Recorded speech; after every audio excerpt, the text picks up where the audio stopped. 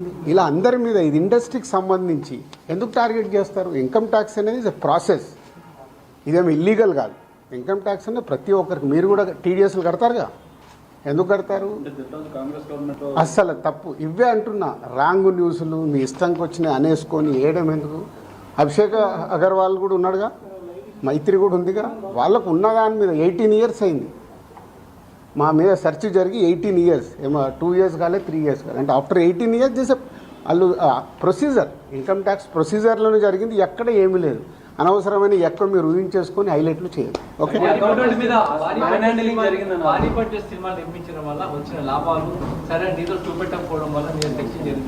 నా దగ్గర కాదండి, మొత్తం జరిగితే మళ్ళీ మీ దగ్గర అంటారేంటి? సో అన్నీ జరుగుతాయి, ఇట్స్ ఎ ప్రాసెస్. ఇందాక చెప్పాను కదా, 24 క్రాఫ్ట్స్కు ఎలా స్పెండింగ్ చేస్తున్నారు.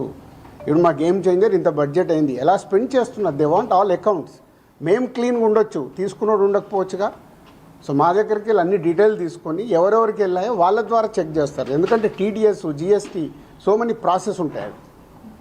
అంతేగాని ఎక్కువ ఊహించేసుకుంటున్నారు, ఏం లేదని. హైలైట్స్ దాంట్లో ఉండకుండా కొంచెం బయటికి రండి అని నా రిక్వెస్ట్.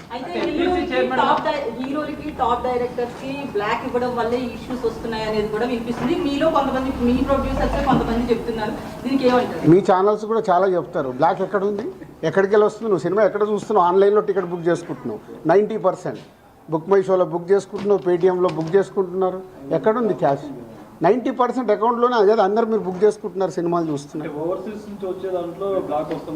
అది మళ్ళీ మీ ఊహ. ఎవరికి రావాల్సిన స్టోరీలు ఎప్పుడు రాసుకుంటూనే ఉంటారు, ఎందుకంటే మీకు కూడా హైలైట్స్ కావాలి కదా, లేకుంటే కష్టంగా. నేను మీకు అదేనండి చెప్తున్నా, 2008లో అయింది సెర్చ్ నా మీద. ఎన్ని సంవత్సరాల తర్వాత వచ్చారు? 1, 2 ఓన్లీ నా మీదే అవుతే మీరు మాట్లాడేది రైట్. ఇండస్ట్రీలో చాలామంది మీద అయింది కదా. సో దీనికి దానికి లింక్ లేదు కదా. అదే అనవసరమైనది ఊహించుకొని లింకులు చేయకుండా నా రిక్వెస్ట్. అసలు నేను ఆఫీస్కి వెళ్ళాను, మరి నాకు ఎవరైనా చెప్పలా.